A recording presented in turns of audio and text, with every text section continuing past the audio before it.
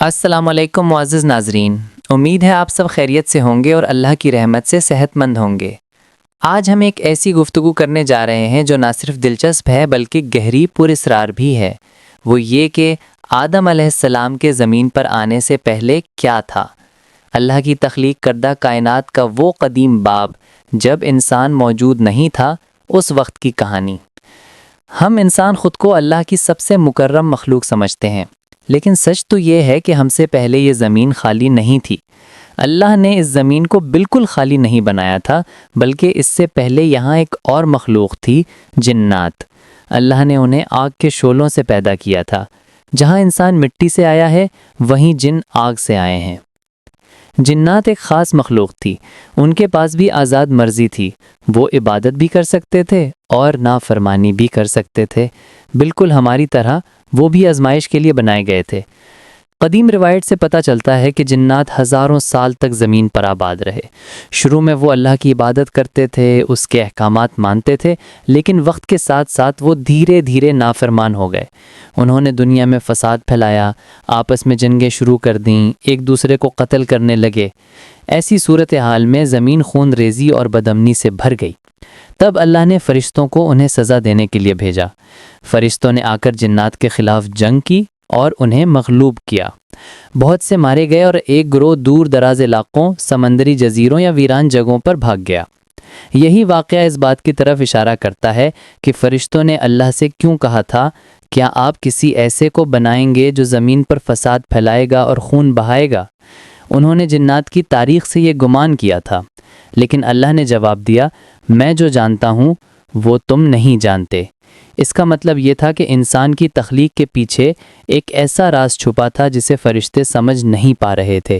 انسان ایک ایسی مخلوق ہوگی جس میں علم، عقل اور نمائندگی کی صلاحیت ہوگی۔ معزز ناظرین، اس طرح ہم جانتے ہیں کہ زمین پر آدم علیہ السلام کی آمد سے پہلے جنات تھے جو نافرمان ہو گئے تھے۔ اس کے بعد اللہ نے زمین پر ایک نیا نمائندہ یعنی خلیفہ بھیجنے کا اعلان کیا۔ اللہ تعالیٰ نے فرشتوں سے فرمایا، میں زمین پر ایک خلیفہ بنانے والا ہوں۔ یہ اعلان کائنات کی تاریخ میں ایک بے مثال لمحہ تھا۔ فرشتوں نے تب سوال کیا، اے ہمارے رب، کہ آپ کسی ایسے کو بنائیں گے جو وہاں فساد پیدا کرے گا اور خون بہائے گا، جبکہ ہم تو آپ کی حمد و ثنا بیان کرتے ہیں، آپ کی پاکی بیان کرتے ہیں۔ فرشتوں کا یہ سوال دراصل ان کی جگیاسا تھی، اعتراض نہیں، کیونکہ وہ پہلے ہی جنات کی تاریخ جانتے تھے۔ انہوں نے سوچا تھا کہ شاید انسان بھی اسی طرح نافرمان ہو کر زمین کو خون سے بھر دے گا۔ اللہ نے تب جواب دیا، میں جو جانتا ہوں وہ تم نہیں جانتے۔ اس جواب میں ایک گہرا راز چھپا ہوا ہے۔ انسان کی تخلیق کا مقصد فرشتوں کے محدود علم سے بلاتر تھا۔ انسان صاحب علم، تخلیقی اور اللہ کا نمائندہ ہوگا۔ اس کے اندر علم حاصل کرنے کی صلاحیت، اچھے اور برے کے درمیان انتخاب کرنے کی طاقت اور اللہ کی عبادت کرنے کے ساتھ ساتھ زمین کا نظام چلانے کی ذمہ داری ہوگی۔ اس کے بعد اللہ نے آدم علیہ السلام کو تخلیق کیا۔ قرآن کے بیان کے مطابق اللہ نے انہیں مٹی سے بنایا۔ پہلے مٹی کے مختلف رنگ اور قسمیں تھیں۔ بعض کہتے ہیں کہ اللہ نے مختلف قسم کی مٹی، سفید، کالی، سرخ، پیلی جمع کی تھی، جو انسانوں کی مختلف نسلوں اور مزاجوں کی علامت تھی۔ اللہ نے اس مٹی سے ایک ڈھانچہ بنایا۔ آدم علیہ السلام کا جسم بننے کے بعد وہ ڈھانچہ کئی سالوں تک پڑا رہا۔ جنات اور شیطان تب اس جسم کو دیکھ کر حیران ہوتے تھے، خاص طور پر ابلیس جو اس وقت عبادت میں بہت سرگرم تھا، آ کر اس جسم کو ٹھوکتا اور یہ سمجھنا چاہتا تھا کہ یہ نئی مخلوق کیا ہونے والی ہے۔ اس کے دل میں تکبر پیدا ہو گیا۔ جب اللہ نے آدم علیہ السلام کے جسم میں روح پھونکی تو وہ زندہ اٹھے۔ انہوں نے اپنی آنکھیں کھولیں، چاروں طرف دیکھا اور چلنا پھرنا شروع کر دیا۔ اللہ نے انہیں براہ راست علم عطا کیا۔ سب سے حیران کن بات یہ تھی کہ اللہ نے آدم علیہ السلام کو تمام چیزوں کے نام سکھا دیے۔ پھر انہوں نے فرشتوں کے سامنے پوچھا کہ تم بتاؤ ان سب چیزوں کے نام کیا ہیں؟ فرشتوں نے تب کہا، آپ پاک ہیں، ہم صرف اتنا ہی جانتے ہیں جتنا آپ نے ہمیں سکھایا ہے۔ تب اللہ نے آدم علیہ السلام سے فرمایا، تم انہیں بتاؤ۔ آدم علیہ السلام نے سب نام بتا دیے۔ یہ منظر دیکھ کر فرشتوں کو سمجھ میں آیا کہ اللہ نے انسان کو جو صلاحیت عطا کی ہے وہ ان کے پاس نہیں ہے۔ انسان صرف عبادت نہیں کرے گا بلکہ علم کے ذریعے زمین کا نظام بھی چلائے گا۔ جب اللہ تعالیٰ نے آدم علیہ السلام کو تخلیق کیا اور ان میں روح پھونکی تو انہوں نے فرشتوں کو حکم دیا کہ تم آدم کو سجدہ کرو۔ یہ سجدہ عبادت کا نہیں تھا بلکہ تعظیم کا تھا۔ یہ اللہ کی طرف سے ایک آزمائش تھی جس میں یہ دیکھنا تھا کہ اللہ کے حکم کے سامنے کون عاجزی کرتا ہے اور کون تکبر کرتا ہے۔ تمام فرشتوں نے اللہ کے حکم کی تعمیل کرتے ہوئے سجدہ کیا۔ وہ جانتے تھے کہ اللہ کے حکم کو ماننے کے سوا کوئی چارہ نہیں، لیکن ایک نے نافرمانی کی، وہ تھا ابلیس۔ ابلیس دراصل فرشتہ نہیں تھا بلکہ جنات میں سے تھا، لیکن وہ عبادت میں اتنا ریاضت کرتا تھا کہ اسے فرشتوں کی صف میں جگہ مل گئی تھی، لیکن اس کے اندر تکبر چھپا ہوا تھا۔ جب اسے سجدہ کرنے کا حکم دیا گیا تو اس نے کہا، کیا میں اسے سجدہ کروں جسے آپ نے مٹی سے بنایا ہے؟ میں تو آگ سے بنا ہوں اور آگ مٹی سے بہتر ہے۔ یہی اس کی بربادی تھی۔ تکبر اور غرور نے اسے تباہ کر دیا۔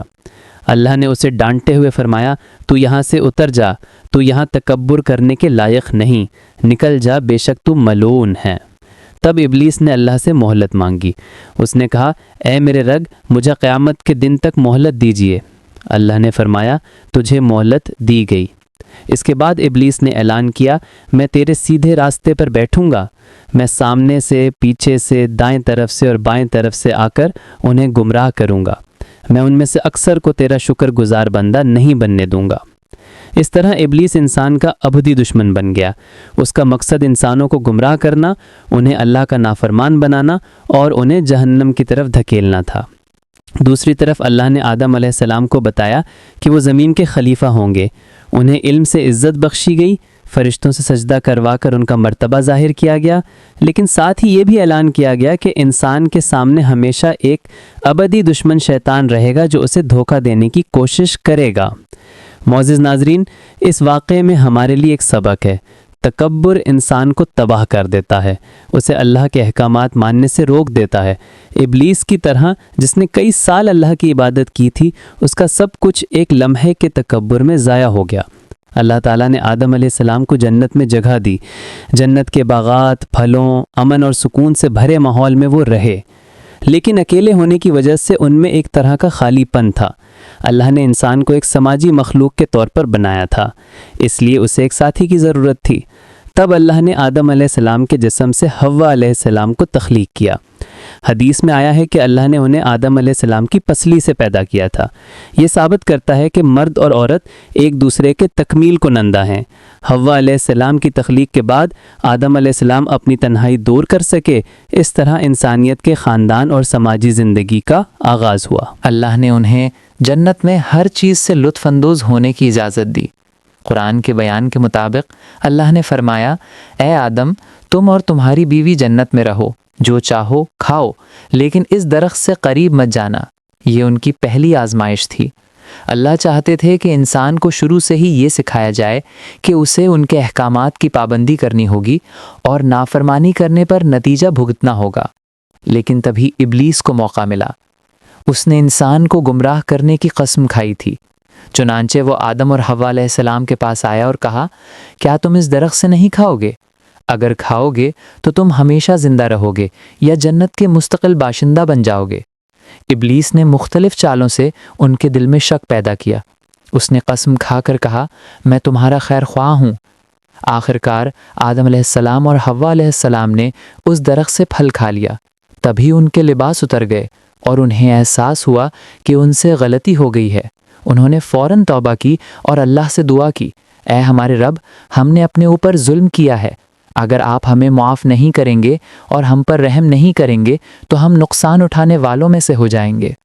اللہ نے ان کی توبہ قبول کر لی، لیکن سبق سکھانے اور زمین پر خلافت کی ذمہ داری نبھانے کے لیے اللہ نے فرمایا، تم سب زمین پر اتر جاؤ، وہاں تمہارے لیے کچھ وقت کے لیے ٹھکانہ اور سامان زیست ہوگا۔ آدم علیہ السلام اور حوا علیہ السلام کے زمین پر اترنے کے بعد سے انسانی تاریخ کا حقیقی آغاز ہوا۔ زمین تب خالی تھی۔ اللہ نے انہیں سکھایا کہ کیسے زندگی گزارنی ہے، کیسے کھیتی باڑی کرنی ہے، کیسے لباس پہننا ہے۔ انہوں نے انسان کو صرف خلیفہ نہیں بنایا بلکہ اسے علم و حکمت بھی عطا کی تاکہ زمین کا نظام منظم طریقے سے چل سکے۔ اللہ نے انہیں اولاد عطا کی، اس طرح نسل انسانی کا سلسلہ شروع ہوا۔ تاریخ کا سب سے مشہور واقعہ آدم علیہ السلام کے دو بیٹوں حابیل اور آبیل کی کہانی ہے۔ حابیل نیک، عاجز اور اللہ کے فرما بردار تھے، وہیں قابیل متکبر اور حاسد تھا۔ جب اللہ کو قربانی دینے کا حکم آیا تو حابیل نے ایک بہترین جانور کی قربانی دی، جبکہ قابیل نے ناقص فصل پیش کی۔ اللہ نے حابیل کی قربانی قبول کر لی لیکن قابیل کی رد کر دی۔ اس سے قابیل کے دل میں حسد اور غصہ پیدا ہوا۔ اس نے حابیل کو قتل کرنے کا منصوبہ بنایا۔ تاریخ میں پہلا قتل ہوا۔ قرآن کے بیان کے مطابق حابیل نے قابیل سے کہا تھا کہ اگر تم مجھے قتل کرنے کے لیے ہاتھ بڑھاؤ گے تب بھی میں تمہیں قتل نہیں کروں گا، میں اللہ سے ڈرتا ہوں۔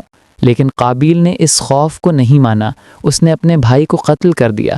اس طرح انسانی تاریخ میں زمین پر پہلی خون ریزی ہوئی۔ یہ واقعہ ثابت کرتا ہے کہ اگر انسان اللہ کے احکامات پر عمل کرتا ہے تو وہ جنت کا حقدار ہے، لیکن تکبر، حسد اور نافرمانی اسے تباہی کی طرف لے جاتی ہے۔ آدم علیہ السلام اپنے بیٹے کو کھو کر گہرے غم میں ڈوب گئے۔ اللہ نے ان پر رحم فرمایا، انہیں نبوت کی ذمہ داری عطا کی، انہوں نے اپنی اولاد کو اللہ کی فرما برداری کی اہمیت سکھائی۔ اللہ نے آدم علیہ السلام کو انسانیت کے پہلے رہنما کے طور پر نبی بنا کر بھیجا۔ انہوں نے لوگوں کو سکھایا کہ کیسے عبادت کرنی ہے، کیسے زندگی کو اللہ کے احکامات کے مطابق ڈھالنا ہے۔ آدم علیہ السلام کئی سالوں تک زمین پر رہے۔ حدیث کے مطابق ان کی عمر 1000 سال تھی۔ زندگی کے آخر میں انہوں نے اس دنیا سے بدا لی۔ فرشتے جنت سے کفن لے کر آئے اور انہیں دفن کیا۔ زمین پر یہ پہلی نماز جنازہ اور تدفین کی رسم تھی۔ معزز ناظرین، اس طرح انسانیت کی تاریخ کا آغاز ہوا۔ اللہ نے انسان کو زمین پر خلیفہ بنا کر بھیجا، اسے علم دیا، عبادت کی ذمہ داری دی اور اسے آزمائش کے میدان میں کھڑا کیا۔ انسان سے پہلے زمین پر جنات تھے جنہوں نے فساد برپا کیا تھا، لیکن انسان کے اندر ایسی صلاحیت ہے جو اسے اللہ کا خاص نمائندہ بناتی ہے۔ تاہم اس کا ایک دشمن بھی ہے، شیطان، جو ہمیشہ اسے گمراہ کرنے کی کوشش کرے گا۔ یہ کہانی ہمیں سکھاتی ہے کہ انسان کو تکبر اور حسد سے دور رہنا چاہیے، اللہ کے احکامات کی پابندی کرنی چاہیے اور زمین پر امن قائم کرنا چاہیے۔ یہی انسان کی حقیقی ذمہ داری ہے۔ معزز ناظرین، اسی کے ساتھ ہمارا یہ ویڈیو ختم ہوتا ہے۔ آدم علیہ السلام کی زمین پر آمد سے پہلے کیا تھا اور نسل انسانی کا آغاز کیسے ہوا؟ امید ہے کہ آپ کو اس گفتگو سے بہت کچھ جاننے کو ملا ہوگا۔ اللہ ہم سب کو حق کے راستے پر چلنے کی توفیق عطا فرمائے۔ السلام علیکم ورحمۃ اللہ۔